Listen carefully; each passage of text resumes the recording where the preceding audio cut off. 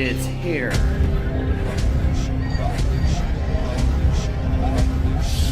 From America's heartland and the banks of the mighty Mississippi, this is Steel Revolution.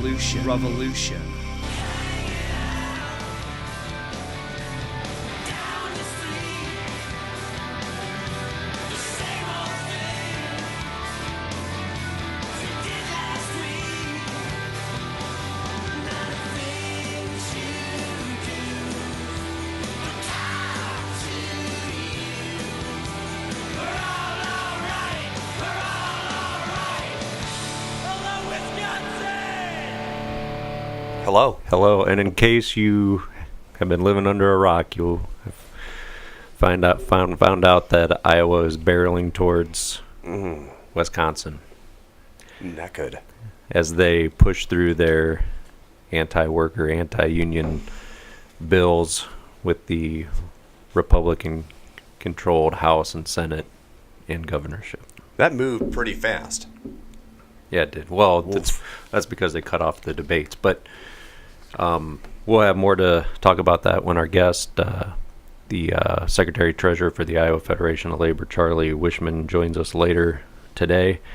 Thought we'd get we might as well do introductions again. So, my name is Roy Hutt. I'm Mike Nicholas. Oh, no, I'm Sean Geisens. Sean Geisens in for Mike at the moment. And why we do this is to try to get a labor view of the news and how it affects working men and women. And I guess we're good in the news since we didn't make Trump's Twitter that we're not fake news, right? At least right now. Yeah.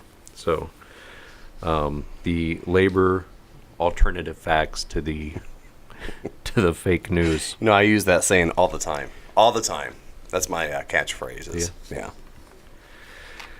So with that, let's go into some updates for Local 105 on February 22nd.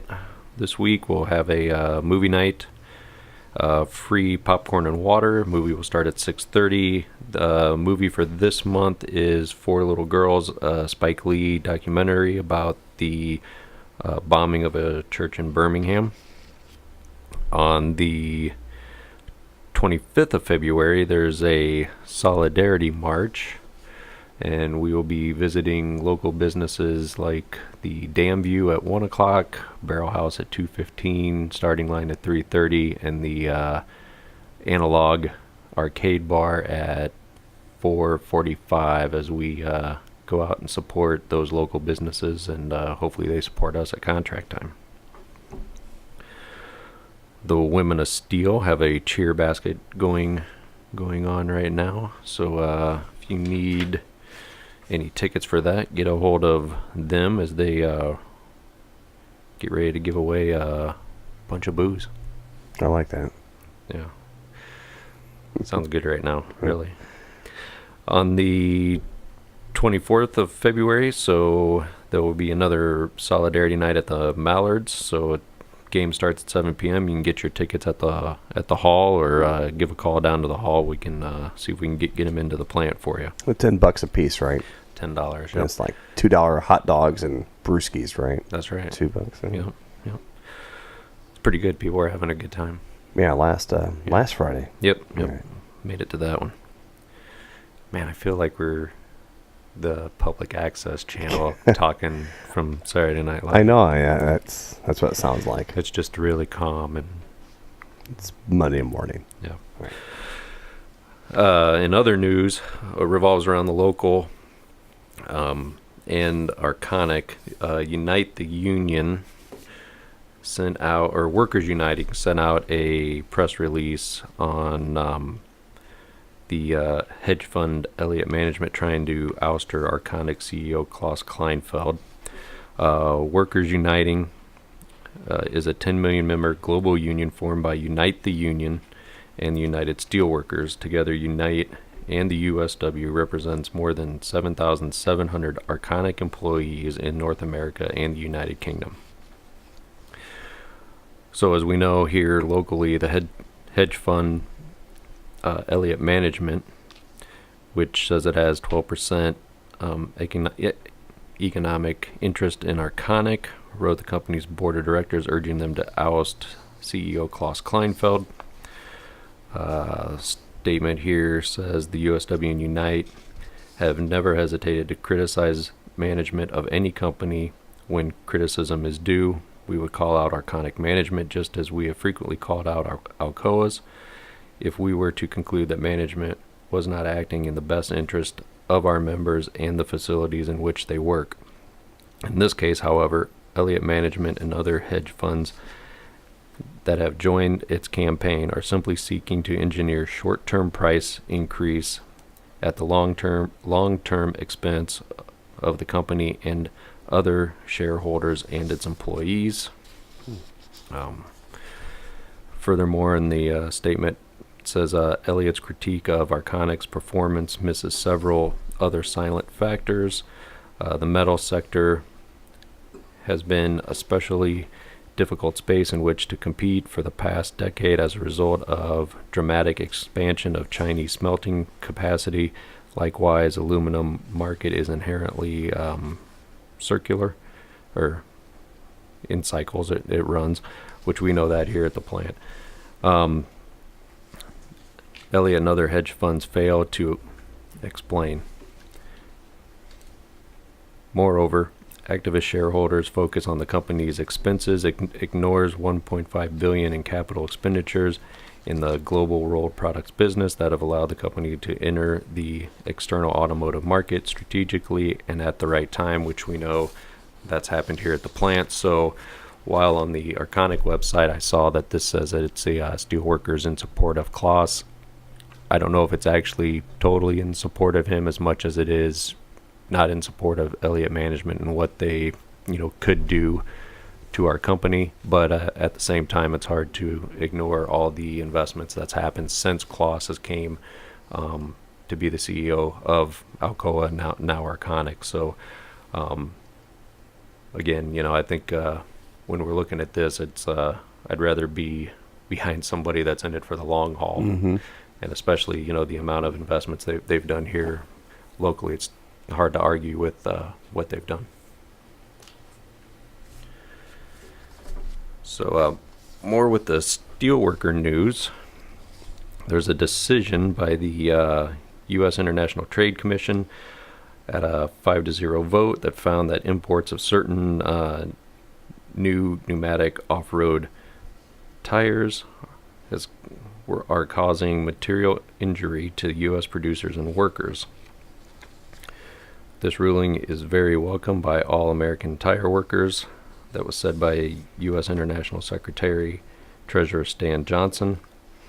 It goes, once again, through the aggressive use of our trade laws, we have protected good-paying, family-supporting jobs and preserved market share for American employers from unfair and illegal trade practices.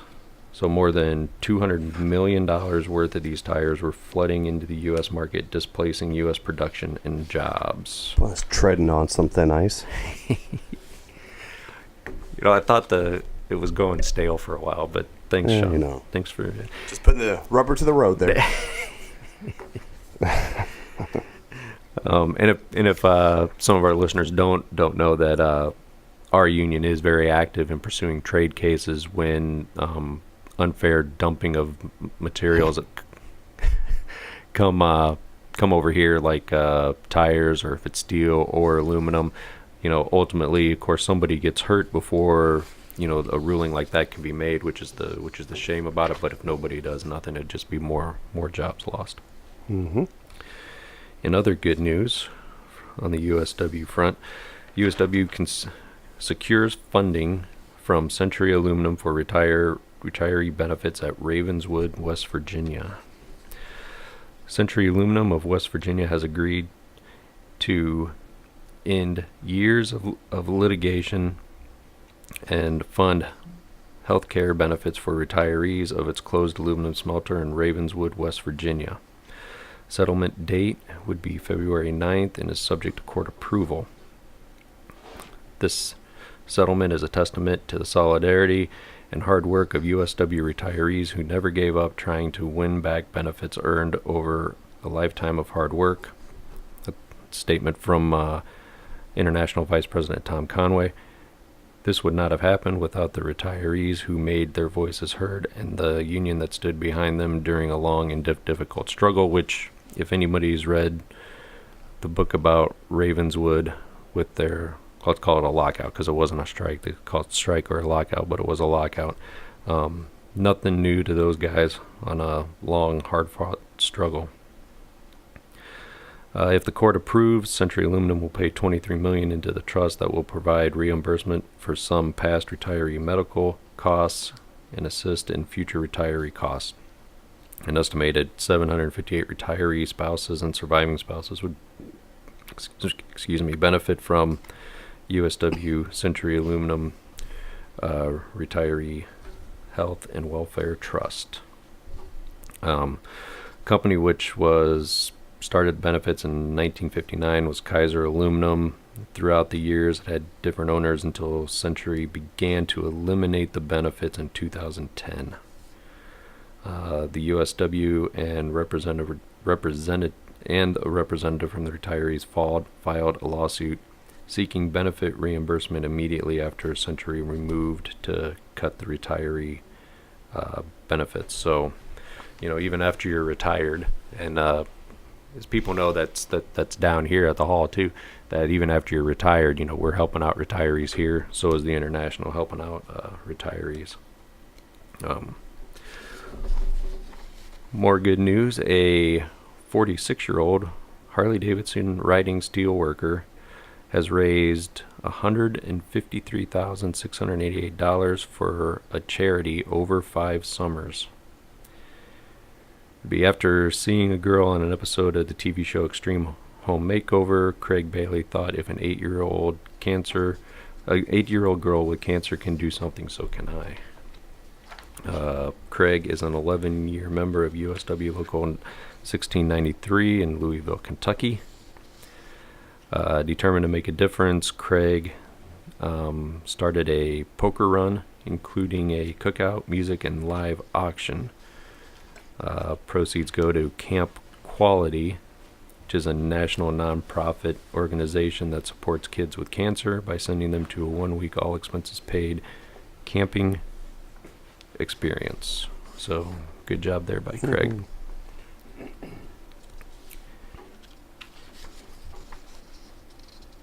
In local news in Illinois, Blackhawk College is in contract talks and looks like they'll be eliminating 17 full-time positions. 15 of them are in the Quad City campus. Blackhawk College President Betty Truitt issued a news release that said decline in enrollment and cuts in state funding have strained Blackhawk College budget, which is the I guess the reason why they're eliminating. Now I understand if you have a decline and you don't have people signing up for classes, the state budget is the problem for us. That Rauner needs to get going. They need a budget and they need to fund. You got people that are in this article that have 2 years left to retire and pretty much saying we don't need you anymore. So 2 years left until you can retire, but too bad. You're either going to look for another job or hopefully something comes out of their contract talks and they can do what's best for the workers there.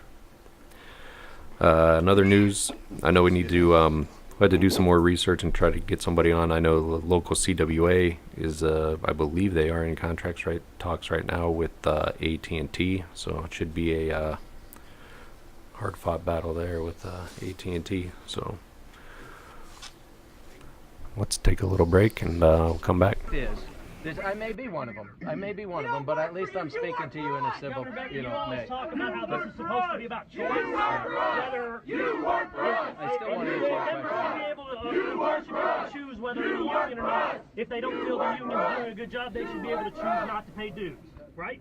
I mean, that's essentially the premise behind right to work. Sure. So I don't believe you're doing a good job passing this. Can I stop paying taxes? You could do that, yes. I don't think I can. You could. There may be repercussions. You could. That's a federal issue, though. You understand that.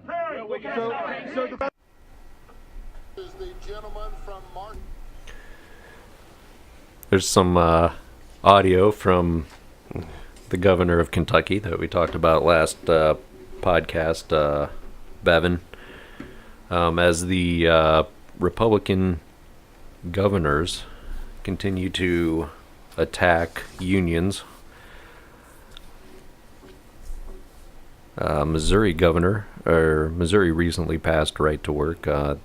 They're in the same boat as Iowa, with the government completely controlled by the Republicans. Let me see here. This coming out of the break to the audio just went away from my outline here, Sean. I'm sorry.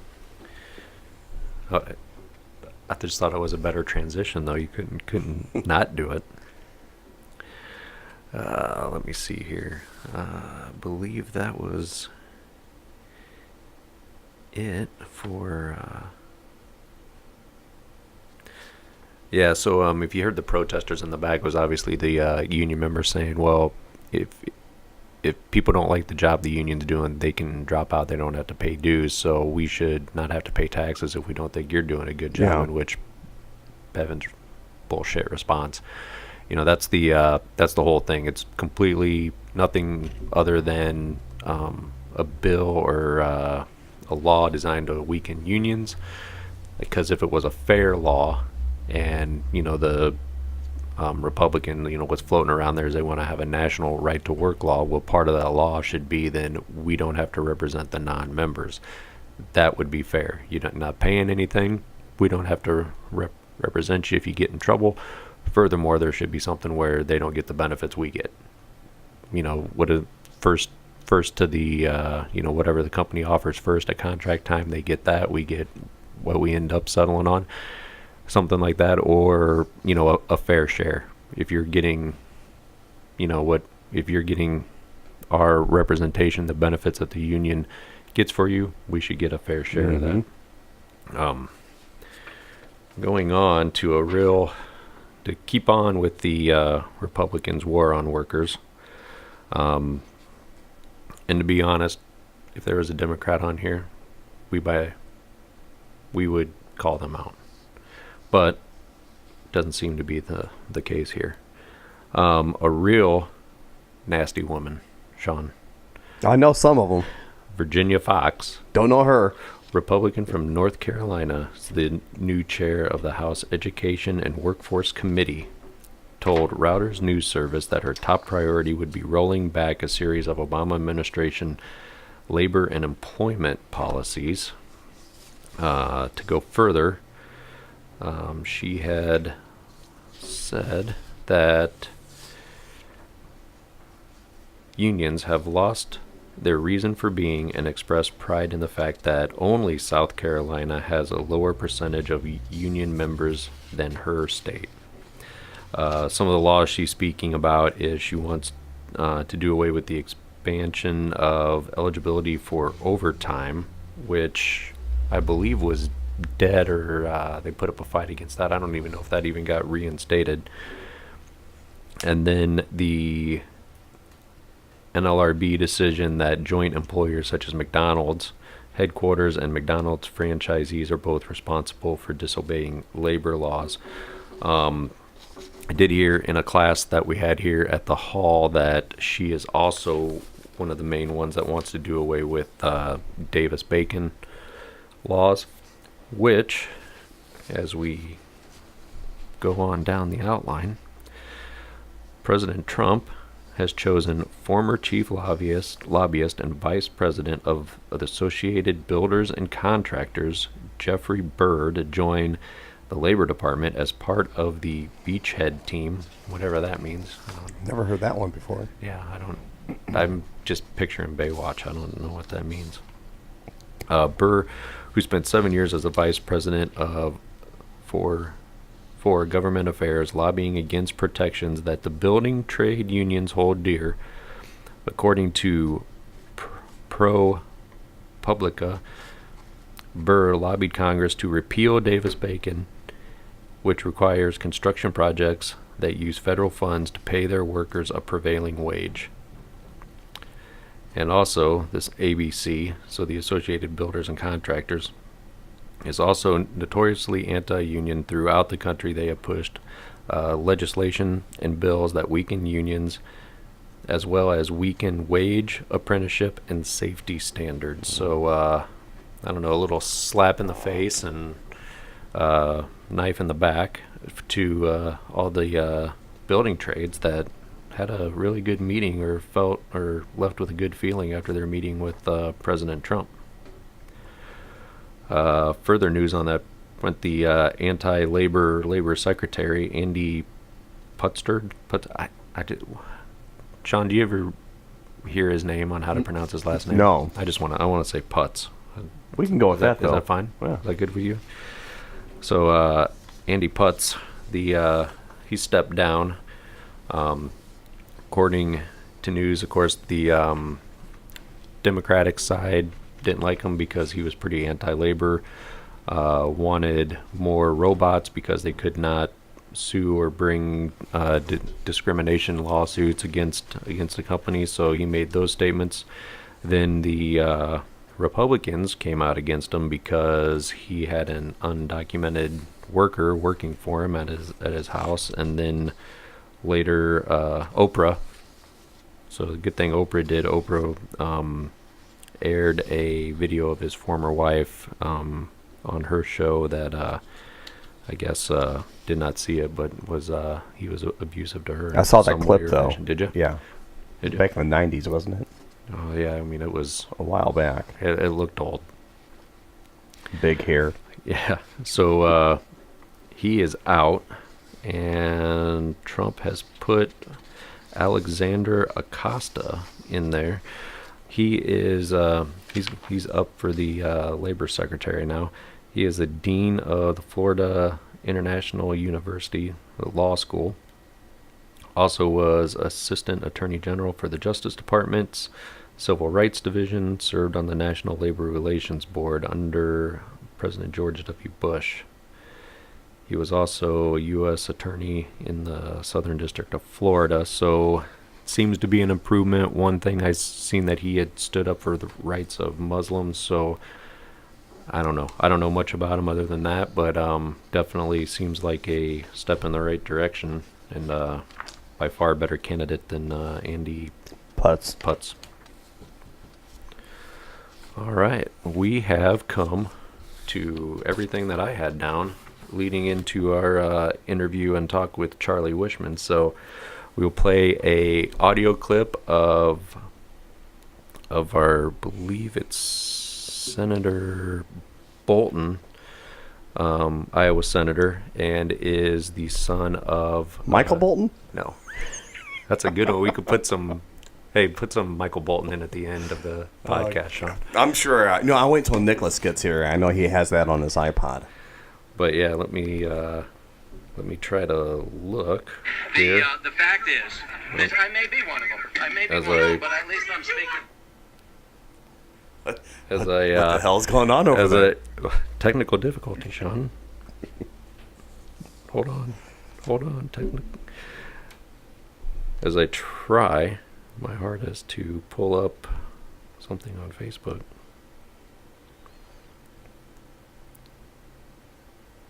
Yeah. Senator Bolton, which is so Iowa Senator Bolton from Des Moines or Polk County, I believe, is the son of Steelworker staff rep Randy Bolton. So guy's doing an outstanding job representing workers in the Iowa Senate. We're going to play audio for him that's about the Chapter 20 law and the Republicans gutting that law. So we'll play that, and after that audio, we'll go into our interview with Charlie Wishman. All right. Thank you, Mr. President. This amendment, 3021, is our last chance to stop the freight train that is barreling towards Iowa workers right now. We finally arrived at the point of no return on this. We've reached a point where we can actually do something to improve the lives of Iowans rather than rushing through a process that takes away rights from working people in this state.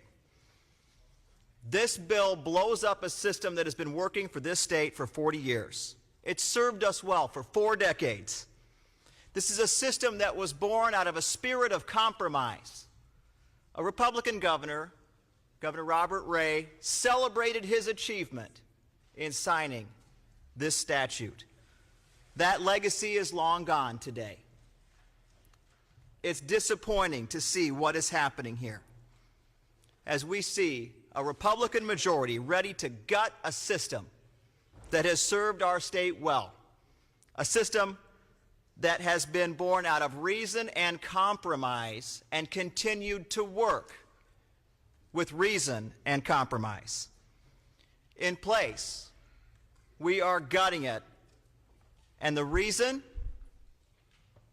really unknown. But I'll tell you the compromise. We're compromising Iowa's future with this legislation. This fight means a lot to me. I was born to a union worker in a tire plant. His father, my grandfather, spent 2 days in a packing house as chief union steward.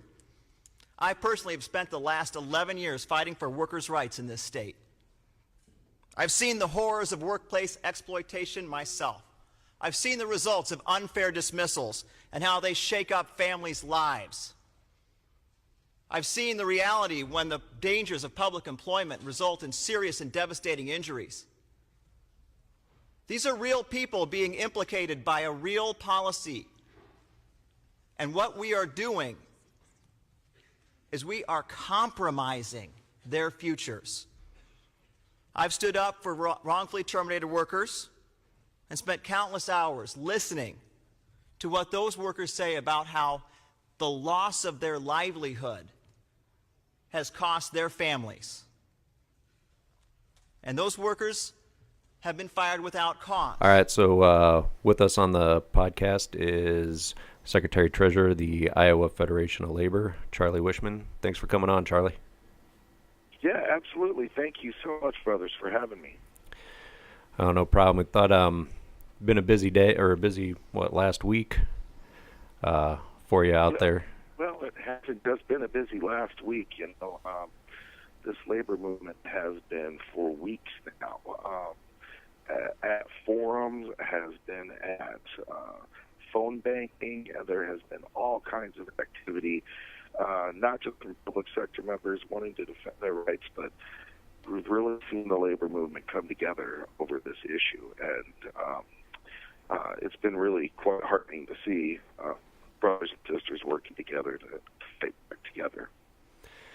Yeah, I think that is one, I guess, good thing, if there's any good thing to come out of the attacks on workers that we've seen, not only in Iowa but across the country. It seems like there's a lot more activism going on right now. And would you be able to give us a brief kind of rundown on the effects of the gutting of Chapter 20 that just happened? Sure. So, real briefly here, what happened was as soon as the election happened back in November, we started to plan for the worst. And while many of the Republicans that were newly elected to be in charge kept saying things like, "Oh, well, we're just planning to tweak it here and there," we've seen this play out in other states, and we've seen what happened in Wisconsin. We've seen what's happened all across the Midwest. So while we were hoping for just some tweaks, we know the Americans for Prosperity, the Koch brothers playbook. We know how the American Legislative Exchange Council, which is a dark money group that comes with model legislation like this, we know how this works. So we have been anticipating the worst. But I guess, process-wise, there's been a lot of really, really disturbing things that have happened with this before I get into some of the substance of the bill. And let me just throw this out as one example. Probably the first week of session, of the legislative session, I went up to the House Labor Chairman, and I went up and I was there with the lobbyist for AFSCME. And just said to him, introduced myself, even though I didn't introduce myself to this guy, I don't know, a dozen times before, but said, hey, I'm Charlie, I'm with the AFL-CIO, and this is Morgan. She's with AFSCME. And we know that there's going to be some changes to Chapter 20 this year. And not only that, we've heard you've been soliciting opinions from folks within the lobby, within the management folks. But we'd just like to sit down with you and talk to you about some of these concepts, and you might want to hear what our take on them is. And he just kind of took off his glasses and kind of chuckled and laughed a little bit and said, well, I don't think I really need to talk to you because I'm pretty sure I know what you're going to say already. And that's really, really disturbing to me on a number of levels, that that the Republicans weren't even willing to engage just about anybody but management folks in the writing of this bill. And especially once the bill came out and we had about a week to digest it and see, exactly how egregious it was. It was kept under pretty tight wraps, and as far as I can tell, maybe a few folks from Branstad's office and management and the Americans for Prosperity folks, those were the people who were giving input on the bill. And it was really disturbing that, not just for those of us who have to spend time at the lobby, at the Capitol, directly lobbying on these things. One of they weren't listening to members at forums. They weren't listening to members at subcommittee hearings all along the process. It just felt like union members were completely, totally shut out of the process, and this bill was ran down their throats in about 1 week after we saw it. So very, very, very troubling how it happened. And then to the point where when the bill actually passed last week, the Republicans cut short on debate, and without actually considering the amendments, they considered them in terms of voting on them, but without actually hearing anyone talk about what amendments to the bill that they filed, they did something called time certain, which means we're going to end debate at a certain time and then move on. And that's what they did on Thursday. They said Senate debate will end at 2 o'clock and the House debate will end at noon. End of story. So the process was very, very concerning to us, and they really feel as though that they can, let's just say they really feel that they can rush a lot of really egregious legislation through, not just on collective bargaining, but a lot of really egregious legislation through very early, and that no one's going to remember in 2 years. Now, really quickly, what the bill does is for folks like y'all in the private sector, you have the ability to bargain over, wages and hours and terms and conditions of employment. You pretty much, if you can find the employer willing to talk to you about some issue, you have the ability to do that. Before, with public sector in Iowa, there was a list of topics that were mandatory topics of bargaining, which said that the employer has to talk to you about these items. And then there were some permissive subjects of bargaining, which you may or may not, if the employer is willing to talk to you about them. Those are things that you can bargain over. And then there were some things that were illegal topics of bargaining.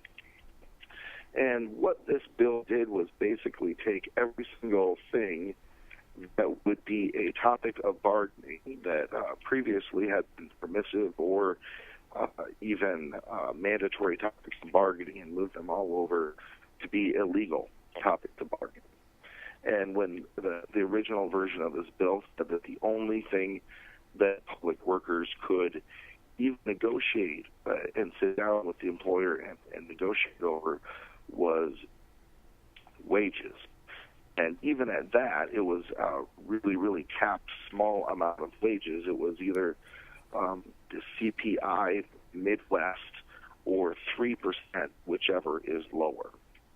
So so really, this bill, in terms of what it did to bargaining, was really, really restrict, and even when it comes to wages, really was designed to suppress wages and make, I can't remember the last time the CPI was over 3%, but it was a heck of a long time ago.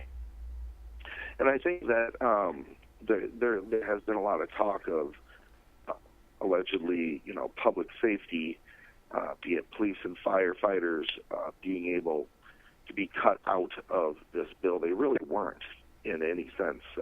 They were in that they still have some more topics that they can bargain over. But two of the provisions in this bill that I think I need to highlight that are just absolute union busting, no two ways about it, union busting provisions in it, is the idea that they are taking away payroll deduction from any public employer that just had union dues coming out of their paychecks.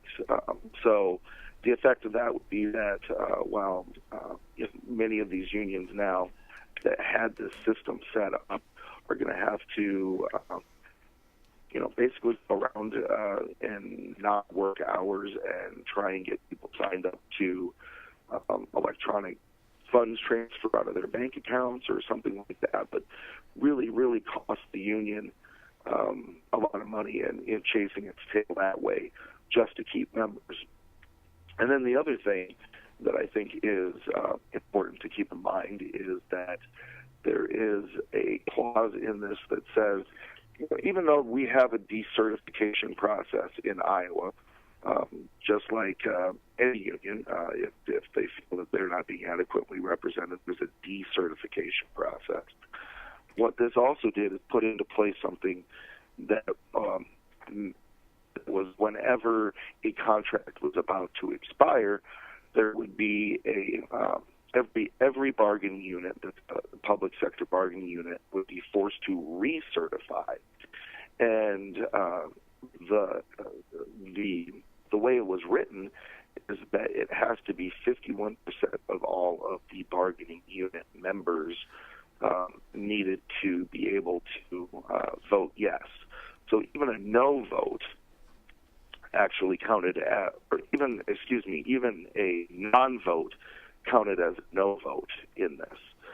So those two provisions that apply to every public sector bargaining unit are really, really two provisions designed by Americans for Prosperity, and especially if you put them together, they are really absolutely just 100% union busting provisions that were put into the bill.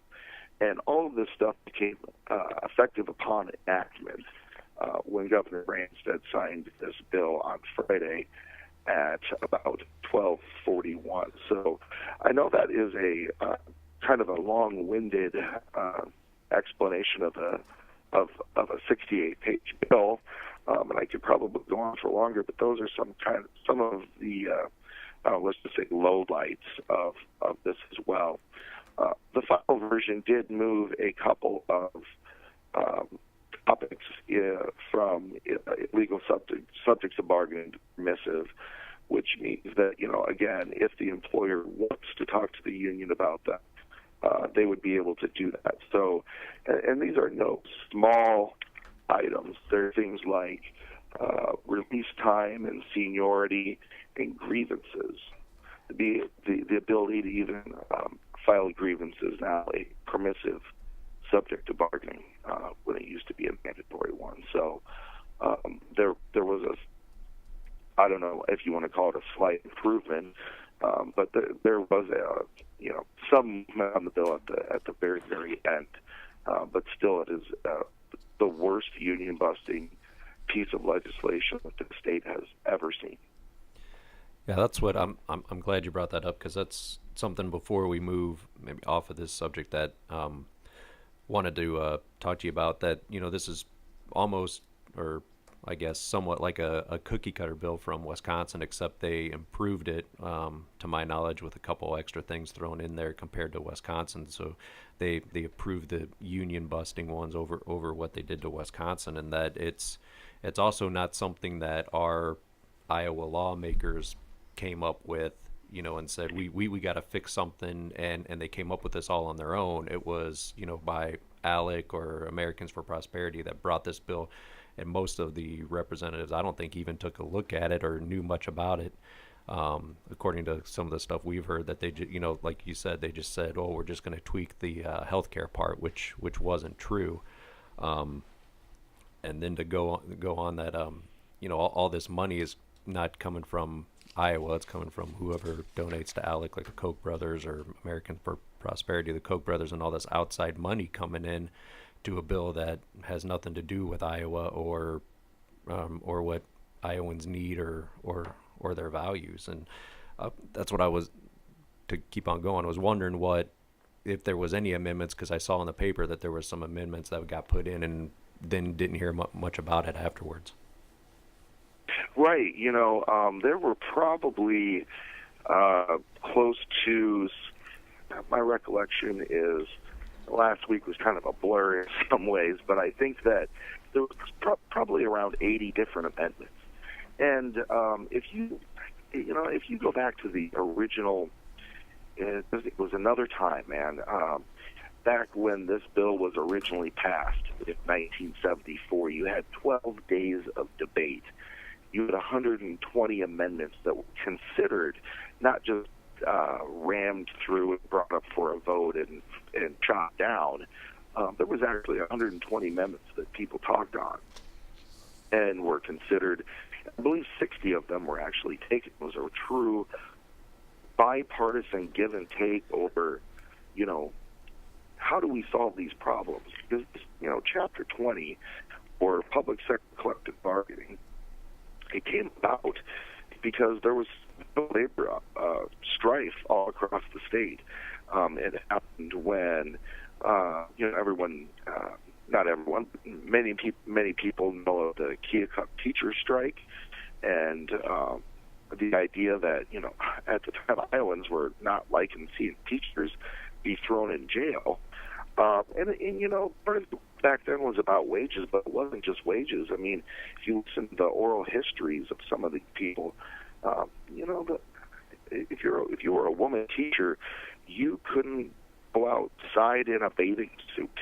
If you were pregnant, my gosh, you had to remain hidden from public view, because, oh my gosh, children might see that their teachers could get pregnant. And this was the early 70s. You had things like the Des Moines firefighter strike. You had I could keep going, but there's a lot of wildcat strikes that were happening, and in a lot of cases they weren't happening because of wages, and that's just how. When we get calls in here, the AFL-CIO, people saying, "Hey, I want to start a union." They're serious when they start talking about their conditions at work and why they need this, why they would need a union. It's not always about money, but unfortunately, that was a different time, and it was people saying, and the very basic bargain of Chapter 20, collective bargaining in the state was, what? We can't, we don't get in the public interest for you all to be able to go on strike, but, in return, we're going to give you a third-party neutral arbitrator to be able to go to, and you and management can settle your disputes that way. And this bill totally took that and ripped that bargain all to pieces. And like I said, it was just a different time then, and now we live in the Citizens United dark money, Koch brothers run world, and there are ways to fight back against that, and I've been really proud of how the labor movement has done that in the past few weeks and months. But we definitely have the cards stacked against us in this deck. Yeah. What do you think, Charlie? How is this going to affect Iowa? I mean, we've seen reports come out that there's a Minnesota superintendent that's trying to poach Iowa teachers, and said that Minnesota saw an influx where they were having a hard time filling teaching positions after similar bills went into effect in Wisconsin, and that Iowa does have a teacher shortage right now. Is there anything beyond that think's gonna affect Iowa? I mean, after this bill was passed? Absolutely. So you did hit on the fact that we're already dealing with a teacher shortage, and it's not like our teachers are extremely high paid as it is. And on top of that, we continue to, again this year, underfund our schools, and the effect of that is basically going to be, why the heck do I want to teach in Iowa if I can never get a pay raise that's going to be more than the CPI Midwest?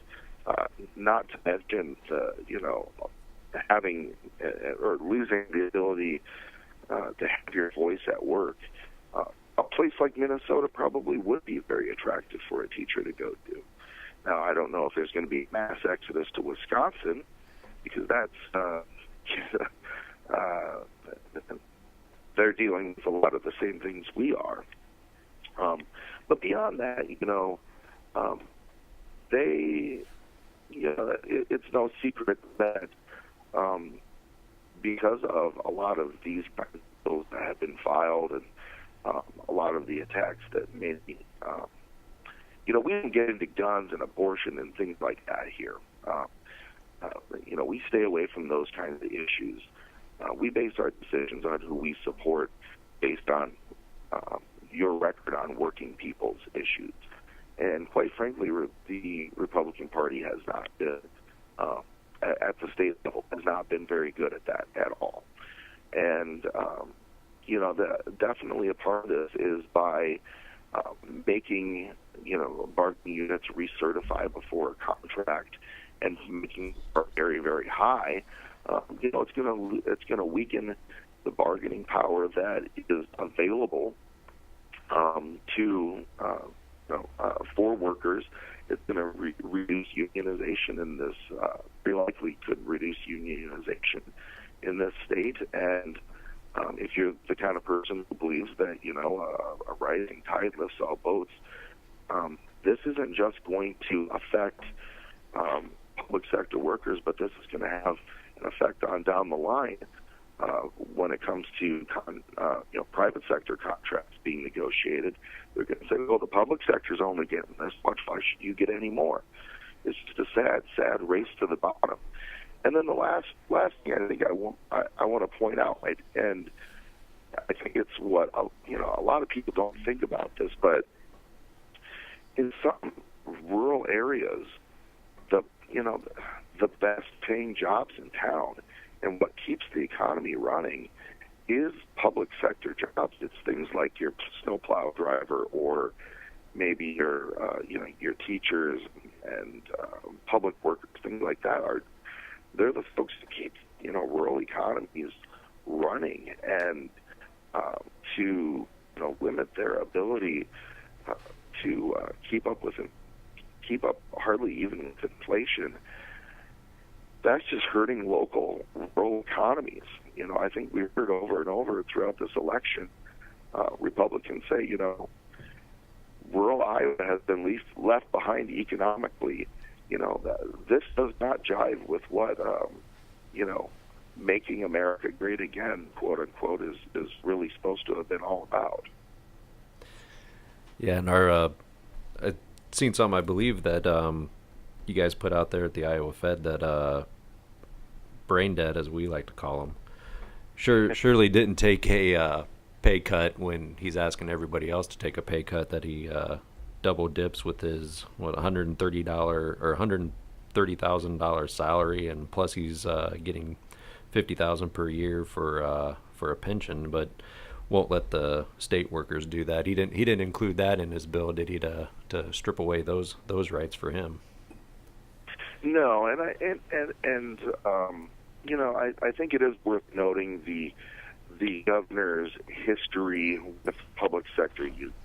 He was, back in 1974, Governor Branstad was just a legislator, state representative from Lake Mills, Iowa, up north from where I come from, kind of a little bit north of Mississippi.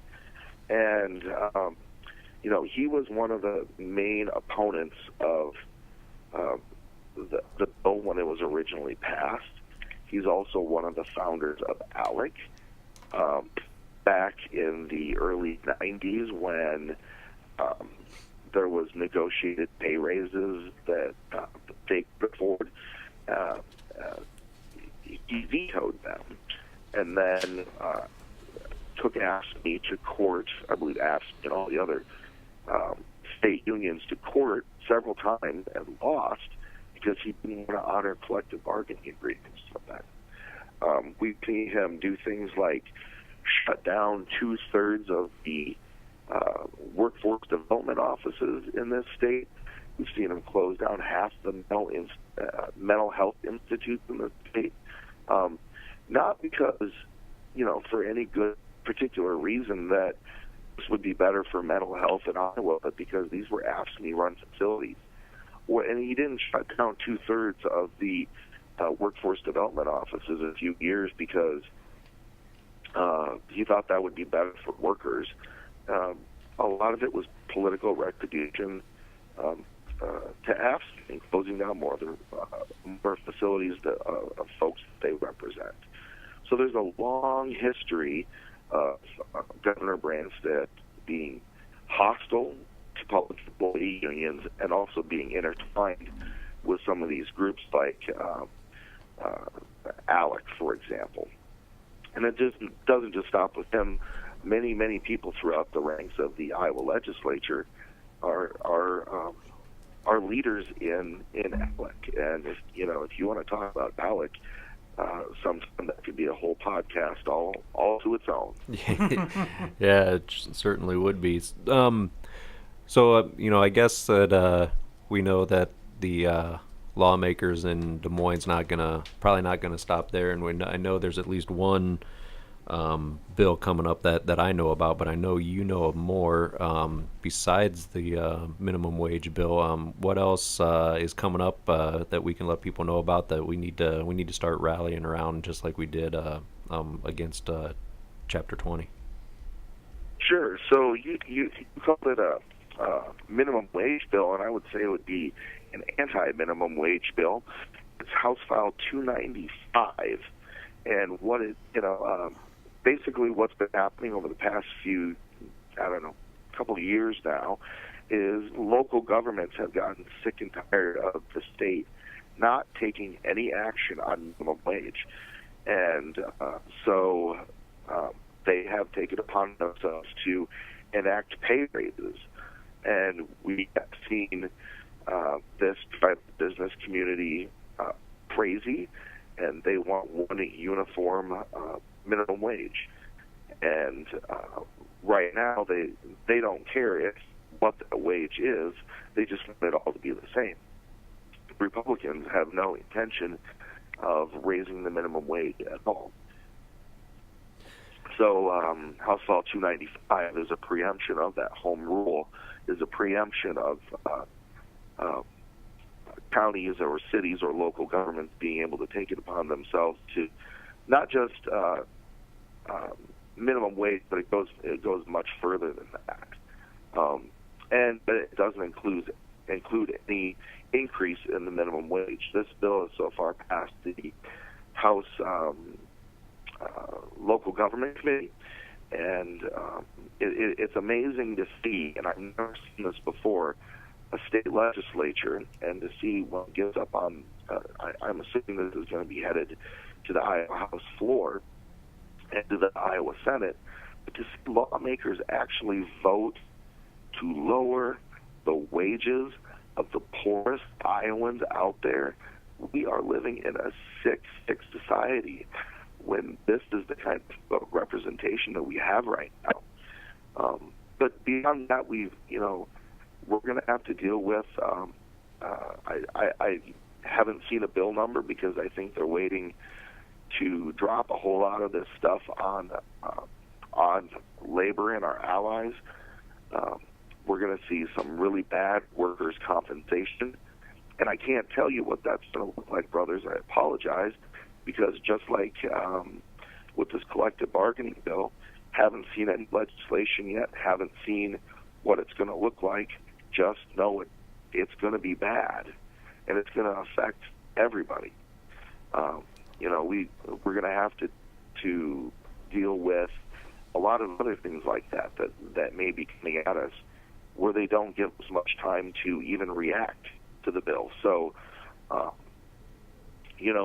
whether it's workers' compensation or a tax on unemployment, or even things like a tax on our election system that make it harder to vote, whether it's voter ID, when we don't really have any problems with election fraud, or whether it's shortening up the amount of time that people have to vote and things like that.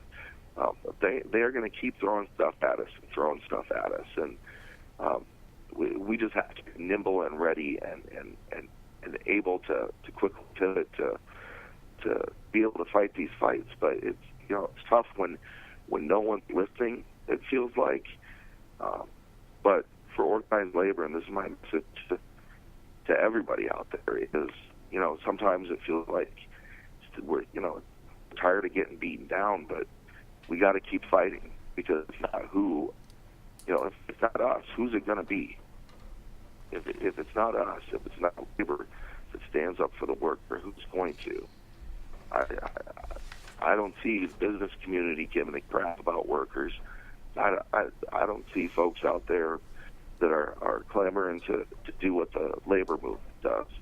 And like I said at the beginning of this, I'm really proud of the way that workers banded together over this fight against what felt like pretty impossible odds. And things do turn, things change. And I think there's something brewing out there, and it doesn't just have to do with labor issues. It has to do with all kinds of things that are happening at the federal level, at the state level, at the local level, and people are saying this is not what we voted for. Even people who voted for Donald Trump or a third-party candidate, this isn't about being sore losers over Hillary Clinton losing. I mean, we don't really care about that. This is about you are coming after us and you are attacking us, and you're attacking our friends and you're attacking our allies. And I think in the end it makes us stronger. And just like I don't know that a lot of people realize what the Tea Party was at first, I think a lot of people don't realize what this resistance is all about. And it's not about being a sore loser that some candidate win. It's about we are protecting ourselves and we're protecting other workers, and we're rising up and fighting back together. I've seen people who have voted Republican say, I'm never going to vote Republican before. I've talked to so many people who said, I've never been involved in issues before. I've never given a crap about politics before. But you know what? They are now. And I guess that's what gives me hope going forward, and I hope it gives you hope too, brothers. Yeah, I think that's it. Sure seems like they want small government unless it's something that benefits working people, and then we got to put a stop to it. We can't do anything better than what the state would do, and like you said, I think it's a carbon copy of a lot of these states are doing, and they're going to hurry up, and like you said, who knows what's coming, but it's coming soon, and it's going to come quick because they want that year and a half or so to die down, because they're banking on people having short memories. So I think us in the labor movement, and it's what gives me hope, Charlie. Like you said, it just seems like you're getting beat on. But if we can keep reminding people of these bills and what's coming and what's happened, and the attacks on teachers and firefighters and police, and if we can keep that in people's mind, and in the forefront in 2 years, I believe we'll see something different. Yeah, absolutely. And first of all, let me just, I got to apologize. I got a little bit of a hoarse throat kind of after the past few weeks here. But, I guess let me just leave the topic with this. You can probably trace the beginnings of the labor movement back to the 12th century or earlier, if you're counting trade guilds and things like that. And over they have beaten us and hung us and shot us and called out the army to kill us, the National Guard, whatever. Over the centuries, we've been beaten down and we've got back up, and we've been beaten down and we've gotten back up every single time. In the 1920s, they drove unions underground to the point where unions were basically secret societies in a lot of cases. And I don't care what happens in the next, worst case scenario, they wipe out every union in this country, which I don't think will happen.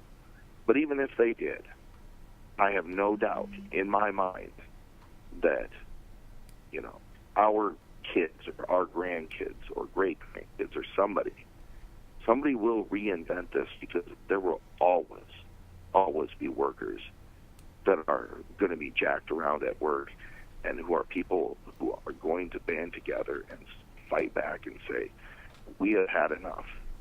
May not look the same, but this will always happen.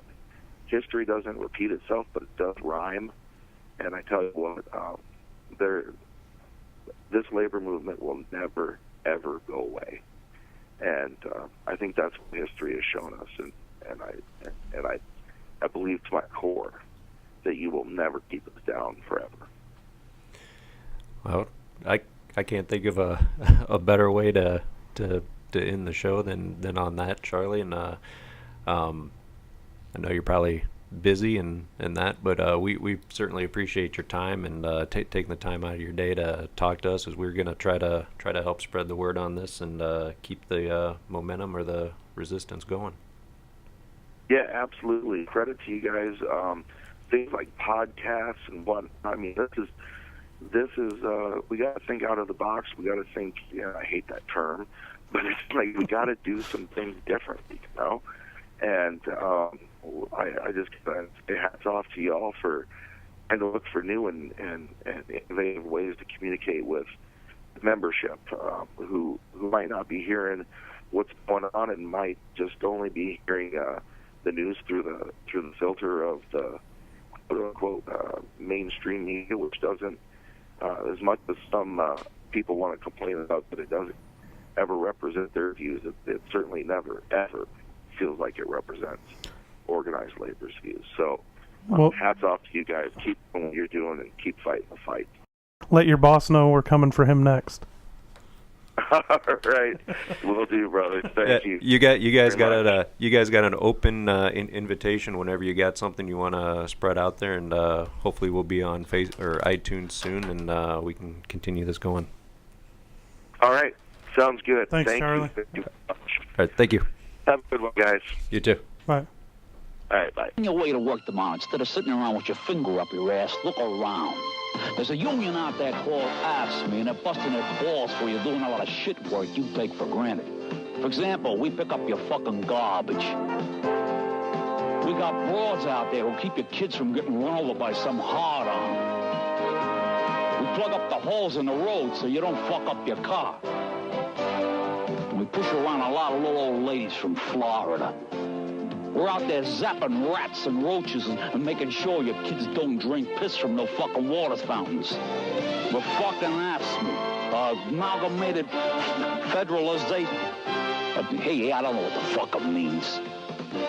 All I know is we're hard-working, tax-paying people like you, and we don't take shit from nobody. You got that, asshole? AFSCME, the fucking union that works for you. All right. I fucking love that. Nice PSA. It's my favorite. One of my favorites. There needs to be one like that for us. Speaking of all the shit work, I would like to say a personal story about how when we were laid off, they had the Iowa Works stuff. Yep. Not that I was in that program, but knew the people that some people that were, and coming from Alcoa when we were on layoff, and I was in the sewer department for the city of Davenport. So you're looking at those guys making, gosh, I think maybe it was $13 an hour to start, and I was worked with the jetter crew, so you're jetting out the sewer, making sure shit and sewer water don't back up into somebody's basement. So you're out there working for people, and you're going to be getting that sprayed in your face, and you're working around that stuff all day. I love it. And you're doing that shit work, and you're not making that much, which is one of the reasons why I went back to Alcoa now. That's pretty shitty. Thanks, Sean. Now Arconic, and I'd like to see some of these people that some of our representatives that think that people don't deserve fair treatment for doing that kind of work. Go do that work. Yeah, it's fucking bullshit. I agree. It's bullshit. So anyway, and to go along further with that, there is one thing that I wanted to bring up that was in my notes. Like we said before, and in here that you got all this outside interest. Like this bill didn't come from our Iowa lawmakers; it was given to them by people outside of Iowa. Yep. And you take a look at let's see, it's priorities for Iowa, which must be sort of like the ALEC or Americans for Prosperity. Yep. And Linda McMahon. What? I saw that. Of the WWE? That's right. She has donated $100,000 in 2014 to Iowa. Now, why would she do that? Why would she do that? I've been wrestling that thought the whole time. I'm going to make that part of the sorry for Sean's jokes as part of the description of this podcast. We need to add that in the beginning. But that's what we got here, and what people need to realize is you got a lot of outside money coming into these states pushing a anti-worker agenda. So. And it won't just be Iowa. Illinois is coming next. Oh yeah, and it's going to be coming for private sector too pretty soon. It's, just because they haven't got you yet, they will. With that, we got the douche of the show, which I can't think of any people more deserving than the straight party line vote to gut the collective bargaining of public sector workers. So is this a whole group this time? Yeah, it's a whole group. It's going to be a big list. It's going to be the GOP that voted in favor of gutting Chapter 20 in the Iowa House and Senate. All those guys, you all deserve the... I would agree with Sean's jokes being a close second. Let's go for it. All right. That sounds good to me. Thanks, everybody, for listening. Thanks to Charlie Wishman for coming on. And I guess we'll see you next time. Sounds good. See you guys. This has been Steel Revolution. You can follow us on Facebook at facebook.com/Steel Revolution Podcast. Questions or comments, email us steelrevolution105@gmail.com. Steel Revolution is a production of Steelworkers 105, Bettendorf, Iowa. Steel Revolution. The opinions expressed on this podcast are those of the individuals and do not reflect any official view of the United Steelworkers, USW Local 105, or its officers or sub-board members for officers.